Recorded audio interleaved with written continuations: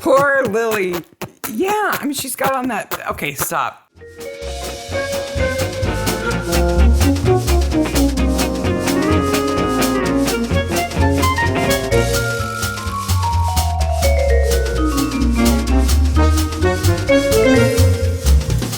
Hey, Maniacs. Hey, Maniac. You've been saving that up for 2 weeks? Oh my gosh. It's not 2 weeks. We've been gone a month and a fortnight, it feels like. Welcome back to Mystery Maniacs. Mystery Maniacs is a comedy recap podcast dedicated to mystery TV. Each week we dig into an episode of the show, including the murders, the mayhem, the loonies, and everything else we love. This week, Murdoch Mysteries, Season 2, Episode 6, Shades of Grey, what was formerly known as the abortion episode, which is now renamed the glaring typewriter mistake episode. Only in Markville. There's so many more things to talk about. Before we get to the episode, though... We have a million things to talk about. It has been 2 weeks. No. And, of course... It has been 24 days. A gazillion things have happened. First of all... We forgot to mention, 3-4 times when we had the opportunity? Yep. That when we did the Maniac Trivia... On the 29th of July. That was 5 million months ago. 24 days ago. It was our 4-year podcasting anniversary. With 200,000 views on YouTube and over 335,000 downloads. I would safely say we are well over 500,000 listens. Yeah, that's crazy. We have published 198 episodes. Well, audio snippets. That includes minis and the trailers. Okay. And this is episode 174. And if you take the episode length of 65 minutes per episode, which some episodes are longer, some episodes are shorter, you get 11,310 minutes of content or roughly... How many hours? Enough hours to fill up an entire week, more than 7 days. Wow. So you could listen to us nonstop for 7 days. 24 hours a day for 7 days. Yep. And still have a little bit left over if you listen to the mini episodes afterwards. Yes. I'm sorry we've inflicted that much on everybody. 4 years is 212 weeks, which means we take roughly 3.5 weeks off a year. I simultaneously feel like we just started doing this podcast and that we've always done it. It's one of those feelings. I think we'll have more of those feelings because of the pandemic. Yeah. It's just part of our routine now. And it's so much fun. It's the highlight of my week. And it's so pandemic related to me. I forget that we did it for almost a year before the pandemic. Oh, yeah. Back in the before days. In other notes, if you happen to listen to us on Stitcher, if that's your podcatcher of choice, and you haven't heard, Stitcher's going away at the end of August. Yeah. They're part of the XM network, and they're being absorbed like the Borg. So the app won't exist anymore. I am a big Stitcher user, and so I have spent the last few months trying out various other applications. My favorite right now is Pocket Cast, but it's what you get, whatever you get used to. So if you don't listen to us on Stitcher, you don't have to care about that at all. But you can find us just about anywhere. So yes, absolutely, including the YouTubes, and don't forget to like and subscribe. Yeah. Speaking of the YouTubes and the internets. A couple of things. One, we had a listener ask us, a very astute listener. Yes. Ask us whether or not Winter was dressed as the same superhero character as in Midsummer that Troy had the comic secretly of. read the comics of and hid them in the Financial Times. Yes. So Troy read a comic secretly in a very early episode, Market for Murder. Mm-hmm. And then there's But he read Hawkman. The Hawk. And then later, Winter, there's a case that happens at a Comic Con, and Winter cosplays as Eagle Man. So they are not the same, but... It's a good catch. They have the same colors, the same brown and yellow Yeah, colors. and they're both birds. So I never wondered that, but I can see why that listener wondered, and I think it was a good question. Yeah, it was a super good question, because that's the kind of crossover they do. Mm-hmm. Speaking of cosplaying and fakery, there are fake Yannick Bissons all over the place, apparently, trying to scam people. Especially on Instagram. He posted about it that, first of all, he's never going to ask anyone for money, which I Yannick totally Bisson, agree. who plays Murdoch, doesn't need our money. No. He's got plenty. And he says if you want to give anybody money, you should be choosing one of his favorite charities, which he listed off on his IG profile as something to give money for. But if some Yannick Bisson on Instagram starts saying, hey, baby, I like you, give me some money, be suspicious. Not that all of you are not attractive enough for Yannick Bisson to think that you're beautiful or handsome or whatever, I'm sure. Yeah, but he's not really there. We have great listeners. we had a listener who I posted a reel this week on Instagram saying we'd be back and covering a couple of other things. And a listener, Elves and Night, said, oh, it's my birthday when the next episode is. So happy birthday, Elves and Night. Happy birthday. We also did a birthday request. We had an individual's contact us who was one of our listeners' son emailed us and said, hey, would you mind recording a message from my mom for her birthday? She really loves your podcast. And I just thought that was the best kid thing. Well, he's an adult, but that's such a good kid to know what your mom likes and think to ask. And it's like, we have to do it. Yeah. So we recorded a little happy birthday video for her. And she's also a trivia night winner. Yeah. So we had that trivia night was super successful. It was fun. We had a blast doing it. We're definitely doing it again. Yep. We had 4 winners. We handed out T-shirts to the winners, and they've been sent. They're all on mail. their way. Yep.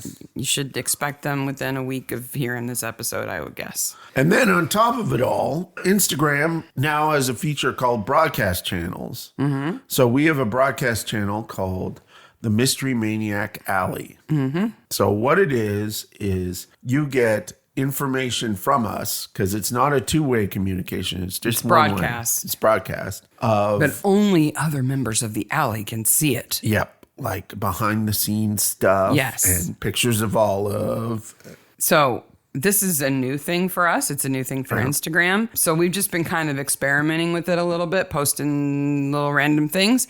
We would love to know what you would like us to post about. If you want to see behind the scenes, if you want to see photos, if you want to know, what topics we're looking at for the next episode or anything like that, just send us some ideas. Send us a message and let us know. Like a direct message to us. On Instagram, yeah. It is absolutely fine if you want to do that. I already answered some questions that we had. So, and I think that we should mention that we're really busy now. We always say that, but man, the last 2 weeks, we could not have planned better to take 2 weeks off. It was like the universe went, oh, you're not recording a podcast? Let me fill that void. Yes. Like the void in my tooth that rotted out and I had to go to the emergency doctor. Mark had a tooth that broke and then turned black and it was, overnight. It was horrible. You poor thing. Not good. One of our kids literally had a cancer scare. Thank goodness it is not cancer. We've had biopsies and all that stuff. But I spent a good 2 weeks being absolutely terrified. Not knowing what was going to happen. That's all. It's all okay now. Gen Con, a major release at work, a Kickstarter. It just goes on and on. It's been a little crazy, but I'm so happy to be back recording the podcast. Oh, a good thing that we could put on the broadcast channel is some secret Halloween pictures. For, in process pictures. Because I'm in full crazy Halloween prep mode now. Full crazy Halloween mode. Never mind the fact that I have to go home in October. We have, and this is not an exaggeration, two 13-foot skeletons in our dining room right now. Yes. In the boxes. Boxes still. Yes, they're still in the boxes, which I think are probably bigger than the skeletons will be. They're 4 by 4 by 4. They're ginormous. Ginormous boxes. Our dining room is completely filled with skeletons. Never mind the fact that we have 4 in the podcast studio. Yeah, also. sitting right Not here. 12-foot ones. No. They're just regular skeletons. Because, that's normal. And the 60 pumpkins we have in the other room. Okay. Somebody at work the other day was like, are you guys getting ready for Halloween? I'm like, dude.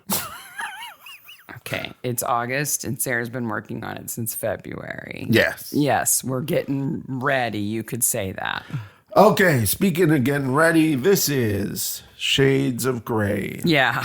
Original Timestamp this. You can put in a note in that says, if you don't care about Sarah and Mark and what's going on in their nutsy bobo lives, you can just skip to that point in the timestamp to actually hear about Murdoch. The last 2 weeks, there have been more nights, I think more than 15 nights, than that we got to bed and we're like, I am too exhausted to turn off the light. And I'm sure everybody listening has had times like that too. Hopefully when you're having a crazy time like that, maybe having a random Mystery Maniacs episode to listen to lightens your load Like 2 or 3 bit. people said we were super funny on the Facebook this week. That's nice. It's very nice. Funny but looking. We're just funny smelling, but we're just what we are. This is what you get. Stinky people with microphones. It's not Stinkovision, Stinkopod though, so that's okay. Okay, Shades of Grey. Let's talk about it. Originally broadcast March 10th, 2009, directed by Don McBerty, and I think you're not going to be surprised, written by a young woman named Laura Phillips. Let us deal with the elephant in the room right up front. Okay, we're just going to say this. This is a heavy episode. It has to do with the legality of abortion and the burdens that women unfortunately still have in getting good medical care. It's a heavy topic. This is not a heavy podcast. We acknowledge the importance of the topic, but we're not going to dwell on it because we're here to give you a little bit of fun. Yep. And if you listen to us for more than 5 minutes, you will be well aware of where we sit on this debate. And we don't even need to talk about it. Don't even need to talk about it. There's so much to pick on and make fun of and love and laugh about in this episode. And that's what we're going to focus on. Like eye blood. Poor Lily. Yeah. I mean, she's got on that. Okay, stop. She's got on that pretty lavender dress. Yep. And her eyes are just shooting blood. She's not doing well. Do you know what they call it when your eyes bleed? Specifically when your tears are bloody? Because it's tears, isn't it? Yes. That's what's happening. Yes. Do you know what it's called? No. Other than really bad. Blood of my tears. It's called hemolacria. Things I don't want to happen to me. No. Hemolacria. Which I think sounds like a character from an old Greek play. Why is there no Swedish heavy metal band called Hemolacria? Oh, Hemolacria, you must marry this guy over here, Antonio or something. I don't know. Hematoma and Hemolacria must get married. Yeah, she's not doing well. No. And other than the guy who stumbles into her and says, pardon me, nobody seems to care. No one cares. And certainly... Is that how Toronto is? Is that how Canadians are? The biggest person that doesn't care is Bixby. Gosh, her boss. We'll get to him. And his incorrect typewriter statement. Meanwhile, Julia has purchased a present for Murdoch. Okay, before that, Murdoch is looking at pictures. Yes. And he is looking at pictures on a light table. Yes. Which hasn't been invented yet.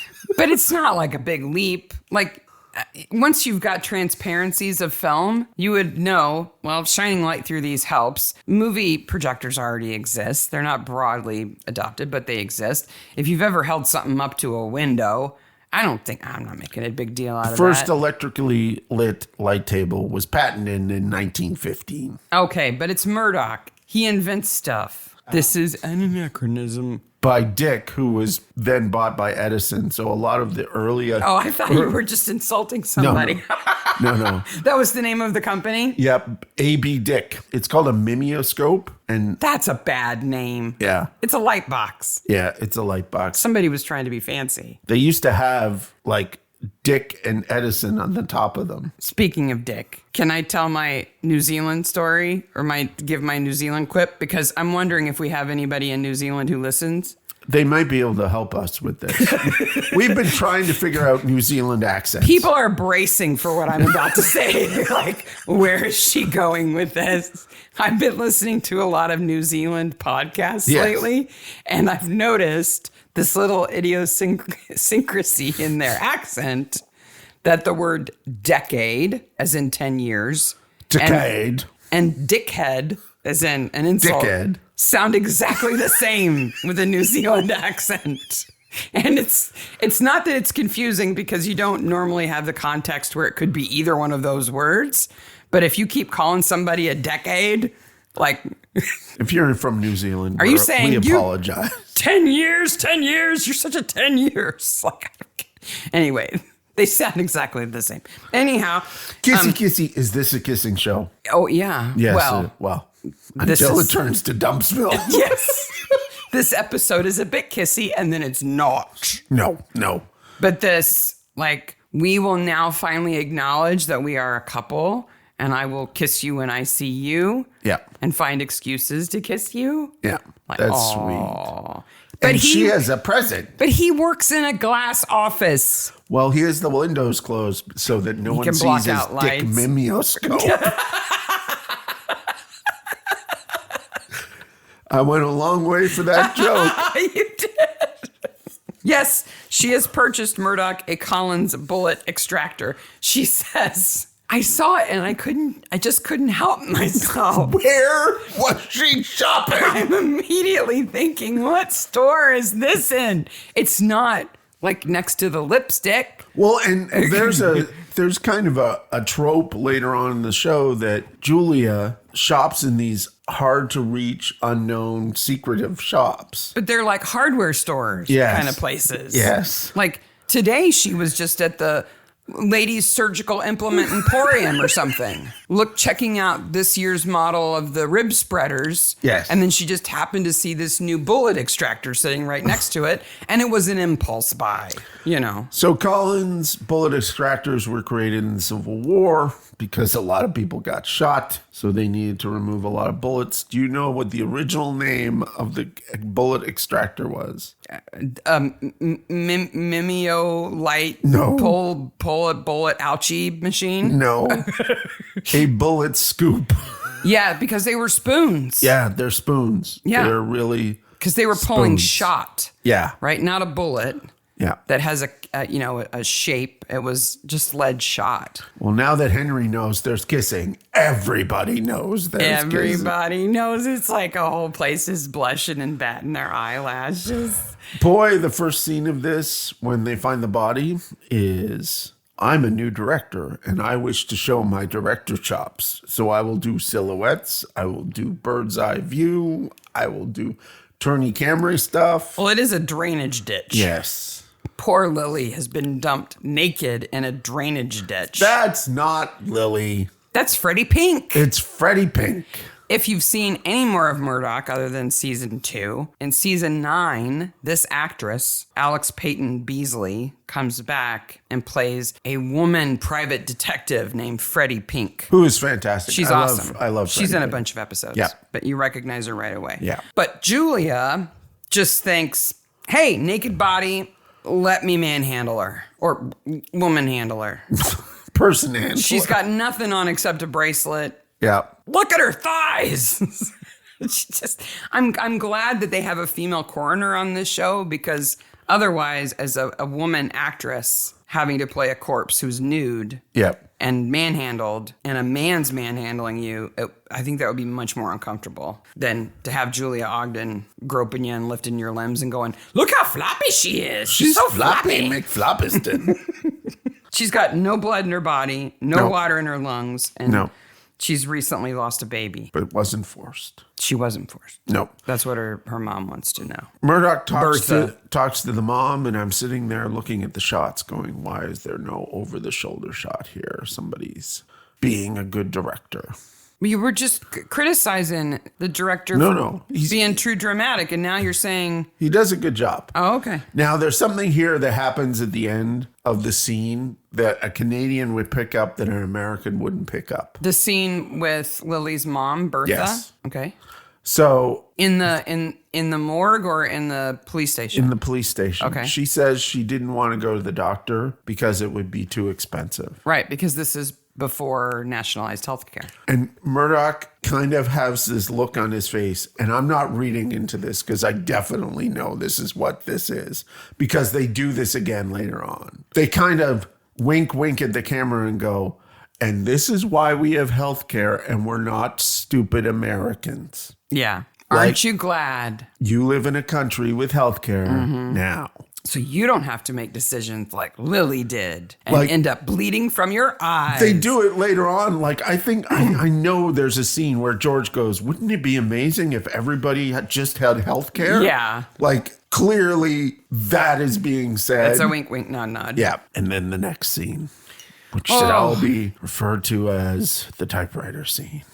No, Yes. it's assholes and ascots. Yeah. Well, Okay. Bixby, as soon as you see him, before he even speaks, you're like, that man's a jerk. yes. He's definitely a jerk. He's got the asshole ascot on. Yes. And talks about his secretary, who is right there in the next room, like in the same room, like arm's distance, talks about her like she's not there. So this is... I had to fire her because she couldn't keep up. Yep. God forbid somebody just have one off day. You just let them go. Yep. And I would have been fired from so many jobs. I'll explain that in the typewriter rant when I get there. This is obviously discussing what's happening in 1890s North America and Europe, which is women are going into the workplace for the first time. They go to secretarial college. Unfortunately, they get hypersexualized, and the notion of a secretary being in an affair with their boss becomes this trope. It's horrible. It is a way that toxic masculinity rebelled against women coming into the workplace. Unfortunately, I think it was probably accurate. Yeah. In lots of cases. I agree with all of because these are workplaces where men were not used to having women present. And as soon as the women were there, they were like, oh, a toy for me. What they do really well in this scene is you get a sense of office and you only ever see two people. Yeah. And part of that is the typewriter noise going on in the background. Mm-hmm. Never mind. It's the wrong typewriter. It's the wrong typewriter, Mark. Tell us about why it's the wrong typewriter. Okay. You're dying to do this. He says it is a Candall New Model. Which, Basically saying he's purchased a new typewriter for the office and Lily couldn't adapt to the new machine. Now, so she was too slow, right? That's why he's saying that? This is a completely new keyboard. Okay. So this is understandable that this would happen. Is it QWERTY? No, it's not QWERTY. That's the thing. She probably used a typewriter that was QWERTY and then switched to this one that wasn't QWERTY. And was it with the intent of slowing typists down? No, it was fewer keys because it has this amazing finger-like cylinder that all the text is on. Instead of having arms that go up and Like a Selectric typewriter that came out in the 60s. or a laser, one of the not laser printers, but the plot printers. Plot printers. Yeah. So if you wanted to change the font, you just took the cylinder off and put a new one on, which was impossible with other typewriters. Yeah, you couldn't replace the font without replacing all of the arms connected to every letter. On top of it, it is an incredibly beautiful typewriter. It is very pretty. It has like flowers on the top of it. Because it's for ladies, Mark. It's clearly meant as a machine to be used by ladies. Mm-hmm. The typewriter she is typing on is not a Candall New Model. I don't think they could probably afford a Candall New Model. They would rent it, right, from a collector. Possibly. That's what they do with old cars and stuff. Clearly, she is typing on a Blickensderfer 6. Blickensderfer? Blickensderfer. Blickensderfer? Yes. She is clearly typing on a Blickensderfer 6. Is that one of the reindeer? I think so. Go Rudolph, go Vixen, go Blickensderfer. Blickensderfer. Okay. So have we nerded out? No. Okay. No. There's more. Okay. No. So that typewriter, The Blickensderfer. the Blickensderfer is not as pretty, but it is still nice. I like it. It is a QWERTY keyboard. Okay. So his comment that she could not keep up with the new technology is kind of okay. Okay. if he had actually shown the new technology. Because it would have been, I mean, okay, so we if you don't know, we say QWERTY keyboard because if you look where your right hand sits on a keyboard, it's QWERTY, Yep. and that spells QWERTY, and that is the shorthand for that arrangement of letters on a keyboard. Which we all have on our phone and everything. Right, there have been times in history where the letters were arranged in other ways, like alphabetical, or all of the vowels were together and the consonants were on the other side of the keyboard, and different things to either slow people down to prevent typewriters from locking up, Yep. or to allow them to go faster, Yep. one or the other. And the Candall typewriter was there so that had a different keyboard because the cylinder needed to be fit differently, and the engineering made it so that you could switch the cylinder up. So you had to press each key on the Candall had three purposes. It had the uppercase, the lowercase, and then another symbol. It was like texting on an old phone where you had to press the number to Kind get of. the letters. It's not an easy thing to type on. So the Blickensderfer 6, absolutely concurrent with the time both these typewriters are. How much do you think that was? In then money? Yeah. $12. $50. Wow, you could buy a car for that. Which would be the equivalent of $1,800 today. Shazam. That's a newfangled computer she's using. The Candall is $70 or roughly equivalent to $2,500 today. These were top of the line machines. They're absolutely like the latest computer. Well, I am confident that Bixby only purchased it so he could brag about it and not because he actually wanted any kind of efficiency or modernization. He's a jerk. I absolutely agree, and this ends the typewriter portion of the radio show. He buys bracelets for all podcast. of his secretaries. Yeah. Because it's like a sign of ownership because he has an affair with every one of his secretaries. It's Dr. Tash, not Task, which is weird. He's from the rowing episode. Yes. So Julia's he's from friend. the infamous Walk in the Woods with Murdoch. Yes. Talking about skinny dipping or something. Yes. And we all think that him and Dr. Ogden have had something go on while they were in Montreal at school. Right. But it wasn't a relationship. They weren't dating. We'll learn that later. We'll find out they were just really good friends. He has a giant tooth poster in his office, like he's a dentist. When Murdoch and George leave, Murdoch, it's a great scene because George is like, isn't he the guy who like loves Julia and Julia loves him? And Murdoch's like, we have to go right now. Isn't he the doctor that Dr. Ogden made out with when they were in college? Kind of like you guys do now, but we look away when you do it. Murdoch does such a great job of being jealous, and I could care less because there are two posters behind them. When they exit his office. The first poster is frightening. It's so creepy. It's a little girl with a skipping rope. I could find nothing about this poster. It's not a skipping rope. It's a garrote. The way she looks, she is so creepy holding that jumping rope. Super creepy. Like, I'm going to strangle you with this, mommy. Her face kind of looks like the Guy Fawkes mask. Well, it's one of those colorized photos. So it's a black and white that's been painted over to add color to it. And it's done very poorly. So she looks really scary. The other poster really confused me because it talks about the royal family at a cricket ground. Okay. Including the Queen. I was like, Victoria's dead. This is weird. And then there's a date on the poster, 1886. Oh, it's old. It's old. Yeah. So it's 10 years before. I'm like, what is this a poster for? I had no idea this thing happened, and it is super interesting. Why did they have a 10-year-old poster hanging up? I think mostly because I imagine these things.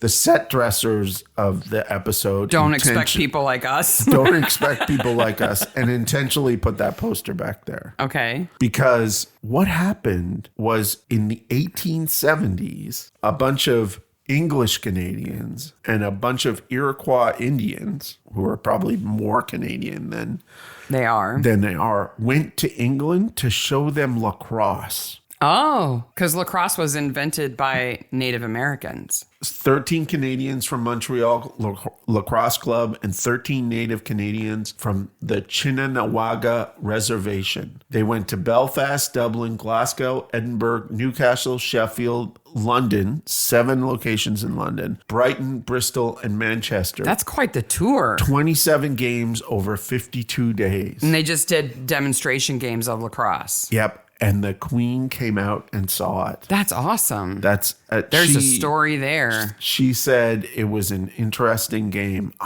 There's a story there. Yeah. Like what happened on that tour bus? Like you can obviously tell a story of racism. You can tell a story. There's so many things that you could tell a story about with this story.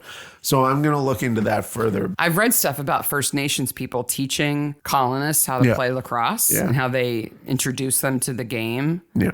And how it was one of the things that they kind of could get together about. And they used it sort of as a way to rough out, smooth out corners of relationships. You know, they would bring people together to play a big game of lacrosse. I had no idea they went on tour. I need to do more research about this event because it's an incredibly interesting event that is just on a poster in the background that's not Thank you, referenced set at all. dressers, for telling us about this important event in history. Speaking of set dressers, Dr. Tash has some big old teeth in his office. It's a big, nasty teeth poster. I was like, that's the tooth that died in my face. He will not tell Murdoch anything about Lily because he's claiming doctor-patient confidentiality. Yes. But Lily is dead. Yes. And I wondered, is there still a confidentiality clause if the patient is dead? And there is. Oh, there is? To this day. Wow, I didn't know that. HIPAA applies up to 50 years after you're dead.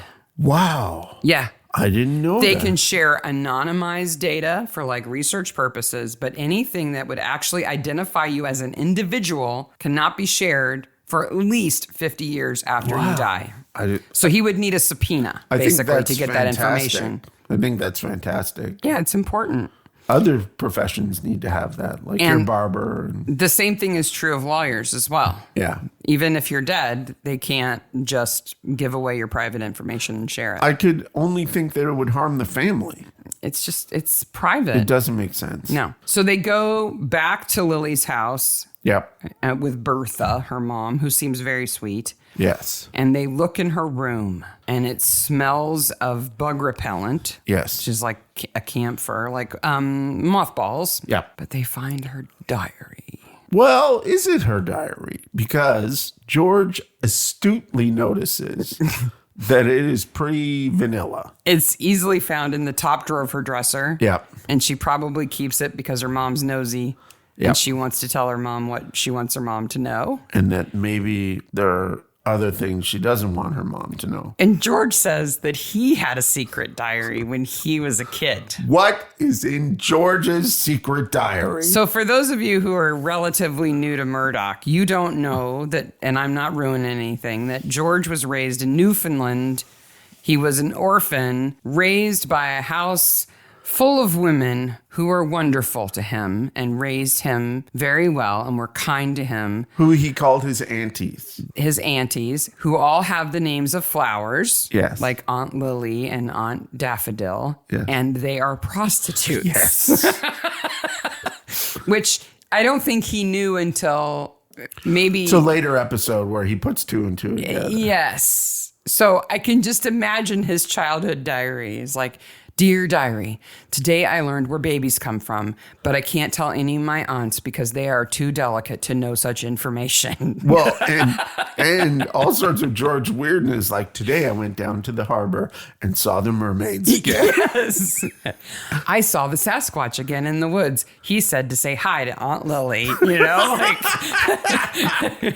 because again, you find out later that he's into all kinds of, alternative conspiracy aliens and cryptids and all kinds of stuff. This may be... I would pay to read that diary.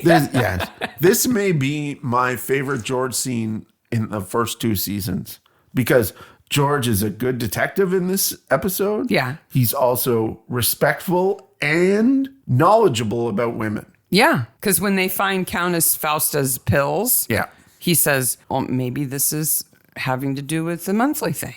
Like, No, he calls it a monthly flow. George knows what he's talking about. Yeah. Well, he was raised by a house of women. Yes. Again, we have to remember that. Countess Faustas, female regulators. They do what a woman needs done. That kind of label was everywhere on quackery medicine back then. Absolutely. And it was all like this vague language. Yeah. They do what a woman needs done. Yeah. Like, get a jump rope and take care of business. At a lacrosse match. I didn't know a pill could do that. That's amazing. We'll put the picture of the scary girl with the skipping rope in the show notes. When Julia takes a look at the medicine to see what's in it, she says there's rue, savin, cottonwood bark, and black cohosh in it. Yeah. And yes, they are all known in Abortifacients. and it should be abortifactant in herbal medicine. But I looked them all up. The only one that had anything remotely interesting in terms of its medical use was savin. Yeah. I have to just read this to you. Okay. According to gardenherbs.org, I quote, the stimulating virtues of savin befit it for cleansing carbuncles and for benefiting baldness. Okay, so blisters and baldness. When mixed with honey, it has removed freckles with success. The leaves, dried and powdered, serve when applied to dispel obstinate warty excrescence about the genitals. Oh! So you have to dry the leaves, mix them with honey, and smear them on your naughty bits to get rid of warts. I think that's going to introduce other problems. Yeah. You may not have those warty excrescences anymore, but now you got sticky junk. And it's important to remember, we have had a tough 2 weeks, but we have not had the toughest 2 weeks. We didn't have to use this honey savin potion. Please note, we are not advocating any of these uses of this herb, okay? No. Just put that in there a little bit.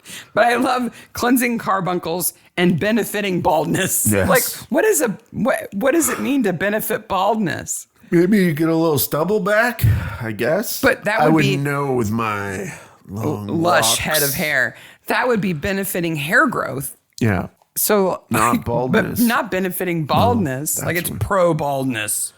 I demand to see the Russian ambassador. Yes, because Countess Fasta is drug into the police station, but her real name is Sally Smoot.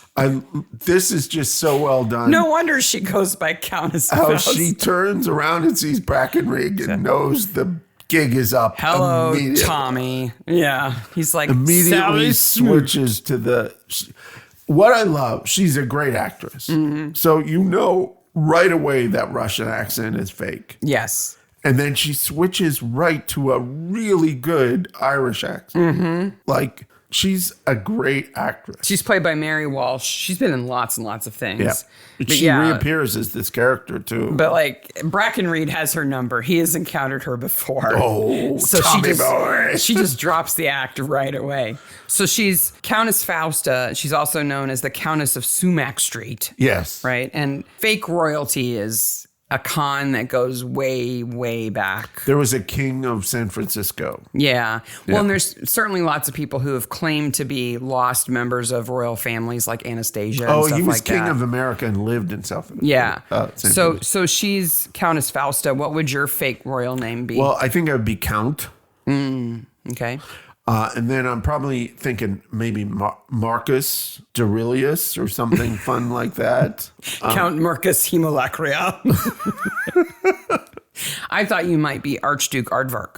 Oh, I could be Archduke Aardvark. If we have not discussed this. that you used to be nicknamed Aardvark. My brother and his wife call me Aardvark. Mm-hmm. He's probably screaming at the podcast now that he's mentioned that I'm called Aardvark. But I think I would be Viscountess Artemisia. Oh, because Artemisia is one of my middle names. Yeah, that's a good one. Viscountess Artemisia. We need to have, that would be a good thing for your class to do, is to make an old-timey fake label. Yeah. Because they'd have to look at a bunch of old labels. Yeah, you're right. For graphic design. Yeah. Yeah. Let me tell you about a fake royal who you've probably never heard of. Okay. Speaking of Countess Fausta, in the 1820s, there was this guy named Greg McGregor. You want to guess where he's from? Would he be Irish? Scottish. Okay. Yes. McGregor. MacGregor. Yes. He was a Scotsman who pretended to be the Cazique of Poitiers. Oh, the Cazique of Poitiers. Poitiers was a fake South American country that he invented. Oh, awesome. Now, how he pulled that off, I don't know. Because, Greg McGregor definitely had red hair. But he was from Poitiers in South America.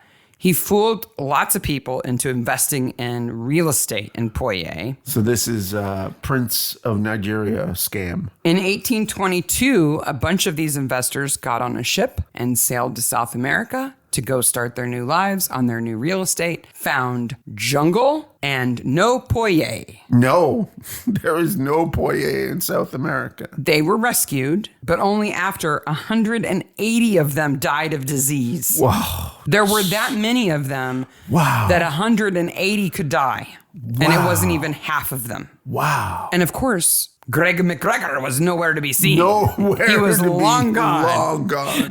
With all of their money. All off going to be a cazique of someplace else. I was like, man, what a racket. In 2 years, he did it. Yep. So, speaking of con men, Smoot, Sally gives up Ralph Fitch. Another doctor who she says she has sort of referred young ladies to who are in need of abortion care. Yeah. Fitch is a complex character. He is. And he's a realistic character. He's sort of bad and sort of good. In the end, he's somebody who carries naked ladies around, but they're dead, so it's okay. Yeah. They're flippy-floppy already. I would have thought he would have stole the bracelet, but then the plot couldn't move in the direction it did. Exactly. So Tash says that Fitch may have... Fitch says... Actually, it's not him that Tash. Performs abortions. Tash being Ogden, Julia's friend. And then sneaky Murdoch goes sneaking to Tash's house and sees Julia leaving. Hugging him. Dun, dun, dun, dun. Jealousy. Rage.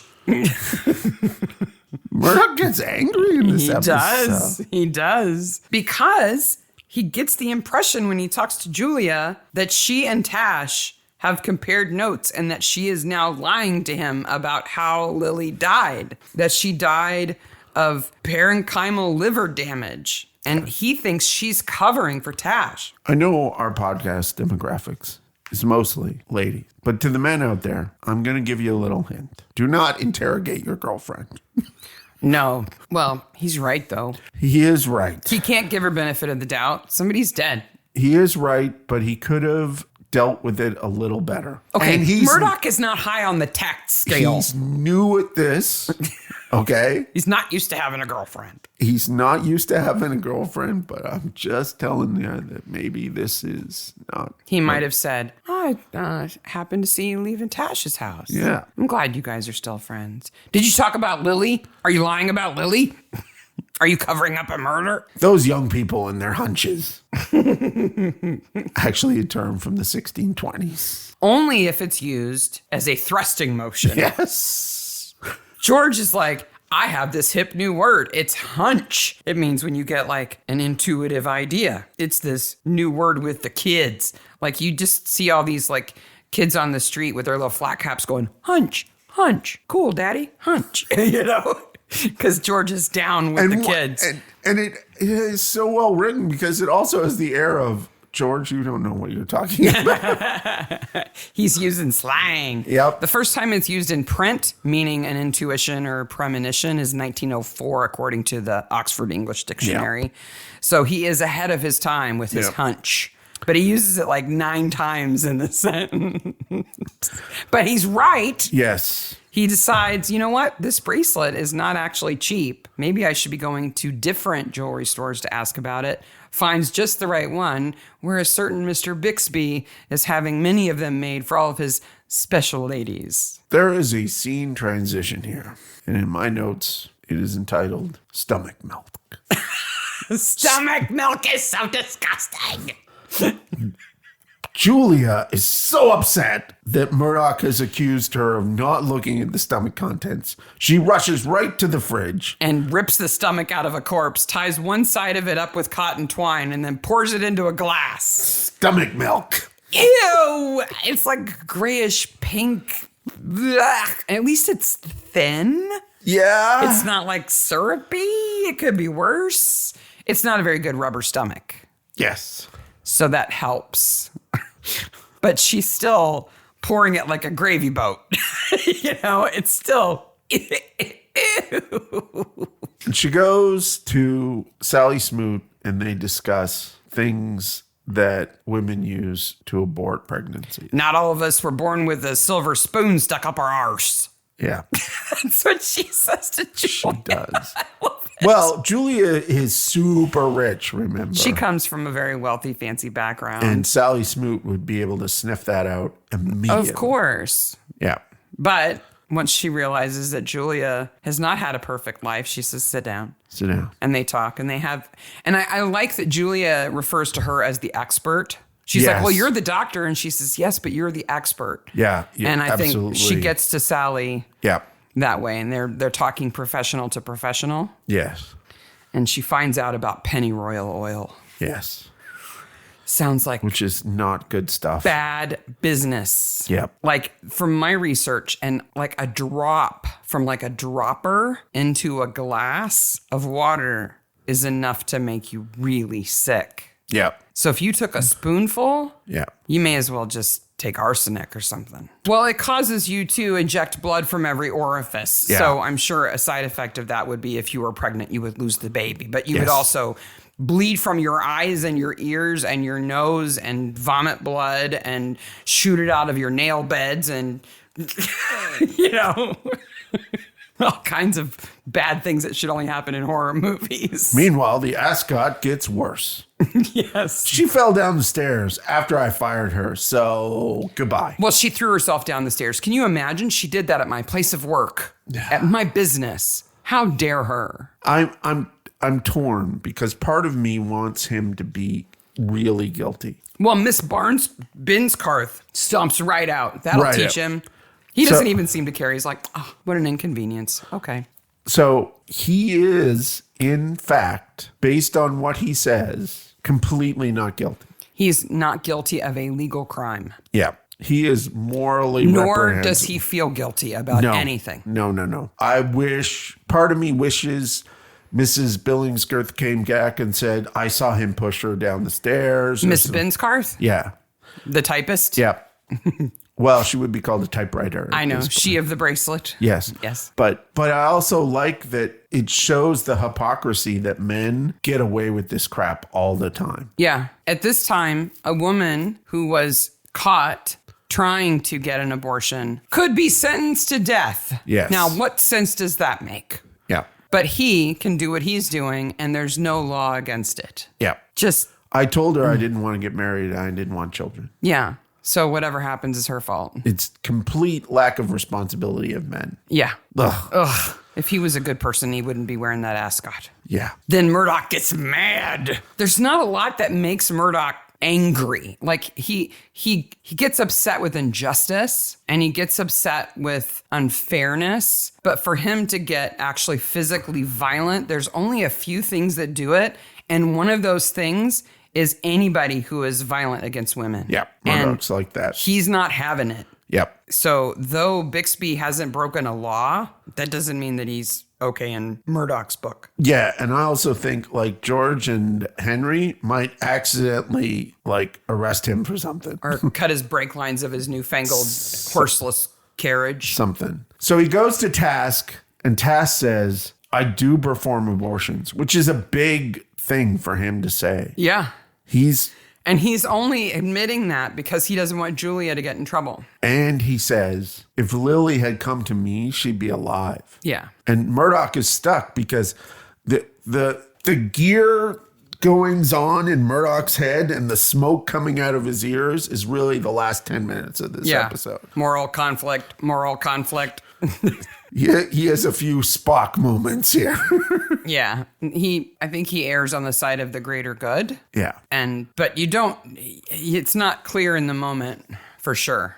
Yeah, and I think this is where Murdoch gets really good because we get to see that complexity. We see this later on even more. But we also get to see the flashback of Lily going to see Dr. Fitch. Yes. When she's bleeding from her eyes, her nose, her hair, everywhere. She looks like something from a horror movie. Yeah, so... With her bloody hands on the glass of his door. Yeah. It's terrifying. I don't know if I would open the door if I was a doctor. So during the week, and I mentioned this on the broadcast channel this week, during the week, I searched for pictures for the episode to use in the social media stuff. Mm-hmm. And I found a picture of Murdoch when he's sitting beside Lily, basically comforting her. Oh, when he's imagining himself in Fitch's place. Yeah, he's imagining himself in Fitch's place. I was like, I can't use that picture. It's really good, but it gives it gross away. And it gives too much away. So in the end, we find out that she went to Fitch for help because she had taken the pennyroyal and she was dying and she died. There's nothing he could have done to save her. No. And so he thinks, now I have to do something with her body. It is completely legitimate for him to think I have to protect myself. Yes, because she's dead now. There's nothing I can do for her. But deciding to strip her naked and dump her in a drainage ditch doesn't make a lot of sense. It's a bit much. And he should have taken her bracelet. Because it would have made it look like a robbery. And he could have sold it because he needed money. Yeah, because he's got debts. He's got the debts. I think that he would be worse if he took her bracelet. And they could have never solved the crime if he took her bracelet. She would have been unidentified. Yes. It is a little bit redeeming that he didn't. Yeah. But still, there are many things he could have done. He could have just said, she came to me and told me she had taken pennyroyal. I couldn't help her. Yeah, he could have told the truth. But he didn't give it to her. He didn't tell her to take it. Yeah, it's understandable that he acts rashly and irrationally. But I'm glad they didn't have a flashback of what he actually did. Stripping her down and taking her to the creek and stuff. No. We don't need that flashback. No. Then we have the bad scene at the end. The park. Where's the park? Where's the town the park's in? They're in Toronto. No, they're in Dumpsville. Yes, you're right. Well, you know what? Neither of them is a bad person. No, but this is the first bump in a relationship. They get back together. It's okay. Yeah, it's okay. If you care, they get back together. And she explains that Isaac didn't give her an abortion. No, but he saved her life after. Her life. That is such a good, everything is building to you thinking he performed an abortion on her. And at the very last minute, it's like, no, he didn't do that. And it's his justification for doing them now. Yeah. Because he saw what happened to somebody he cared about who had who had bad treatment and how close she was to dying and swore, I'm not going to let that happen. Yep. If it's in my power to do something about it, I'm going to. And now he does. And Murdoch says he's not going to press charges against him, which I think is Murdoch, his mind, his world growing. Yes. Because he sees more complexity there than just black and white, which is why the episode is called Shades of Grey. Exactly. But there's no shades of gray, like 50 Shades of Grey. No, that's completely different. Yes. But they have come to an impasse. Yeah. Right? She can't undo her history and he can't undo his ethics and his beliefs. Yeah. So there's no way around it. And this is a line that goes right to the present day of the episodes. Mm-hmm. Like their relationship revolves around A, her job, and B, their ability and children. Yeah. This is just the start of a long story. But right now, Dumptown has a population of Murdoch. Yes. Well, I think Julia's really upset too. Oh, I think so. She hasn't dumped him. They both know. She's just the one who gets up. I think Murdoch is that accidentally misogynistic nice guy in this scene where he thinks it's going to be okay now. Yeah. And he hasn't realized how much he's hurt her or how much his opinion of her actually will change. He just assumes that if he thinks he can just forget it, that it'll be fine. Yeah. And she knows better. And that's kind of accidental misogyny. Yeah. It's not toxic or anything. No. But she doesn't want to be the exception. Yeah. And He's willing to make her the exception, but she knows that's not tenable. Long term, it's not going to work. no. So And great acting by both of them. So in this scene Dumpsville happened. is fantastic. Meanwhile, Crabtree's in the back going, hunch, hunch, hunch. I got a hunch. And he's like, I saw them kissing. They're not kissing anymore. They're not kissing anymore. It's drama. Well, we can't do Best Corpse because there's only one, and she's awesome. She's awesome. As we have already said. After the credits, Tash gets to go on with his practice. Fitch is going to go to jail for interfering with a corpse. Yep. Bixby is going to keep going on and doing what he does. Well, hopefully Miss Bencarth walks outside with a big sign that says "Don't work here." I seem to and tells think all of that her there friends at are Secretary several College. episodes in the future where this type of character gets his comeuppance. Yes. Maybe Bixby will accidentally choke himself with his ascot. Maybe. I have a horrible movie for you. Oh, it has been too long since we've had a horrible movie. For a horrible movie. I'm ready for horrible movies. This movie is so bad. It's so bad. This one's from 1982. Ooh, this is in my wheelhouse. Ian D. Clarke is in it, who plays Dr. Fitch in this episode. Okay. Here is a synopsis. Okay. A disgruntled phone company employee develops a device whereby those answering a phone can be murdered, and it's up to one man to stop the killer. This is everything about me. I know! Tagline, your phone can pierce your brain, explode your heart, and jolt you 10 feet in the air. The panic has just begun. Or, there's not enough power in a phone to do that. a madman pushes a button and kills by phone. Will you answer? Is it a touch-tone button? Touch-tone phone? Now I'm interested. I don't know. You'll have to watch the Such movie. a phone nerd. You haven't seen this Okay, movie. it's not Dial M for Murder. No. Because that's a good movie. Mm-hmm. But I wouldn't be surprised if it plays on that notion. Would you like to know who stars in it? Yes. Richard Chamberlain. Oh my God, Richard Chamberlain. This may be your new favorite movie. I had such a boy crush on Richard Chamberlain when I was a boy. My gosh. The Three Musketeers movies with Raquel Welch and Shogun, I remember it well. Okay. You haven't seen it. I have not seen this movie. It is called Murder by Phone. Murder. Yes. What's it about? In some places where it was released, it was called Bells.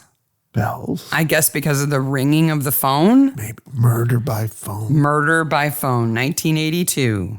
Oh, I need to see this movie. This is a point for me. And you can guess what Mark's going to do this afternoon. He's going to be watching Murder by Phone.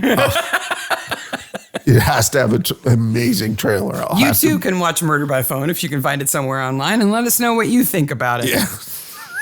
All right. Murder by Phone. Wow. What is season 2, episode 7? Oh boy, do we have a treat. Okay, so first of all, next Saturday, when we record on Saturdays, next Saturday is the 25th of August. Let me tell you, everything happens this day. Yes. It's a very busy But we will also day. record. We will record Big Murderer on Campus. Oh, yeah. Probably the best episode from season 2. Okay. Most definitely the introduction of a fantastic character. Yes.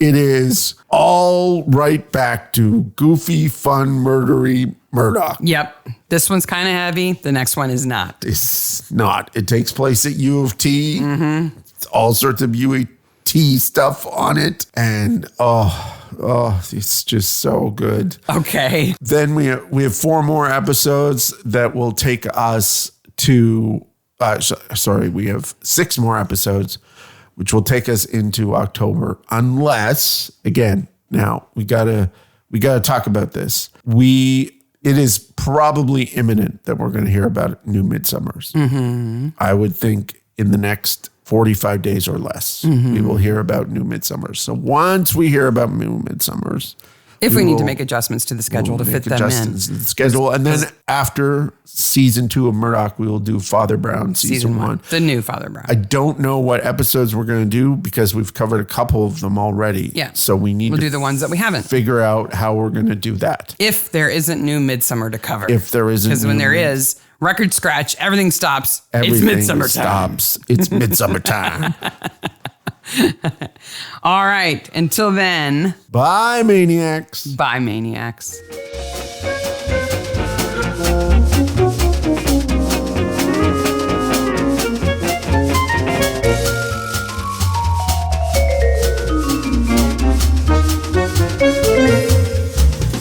Ready?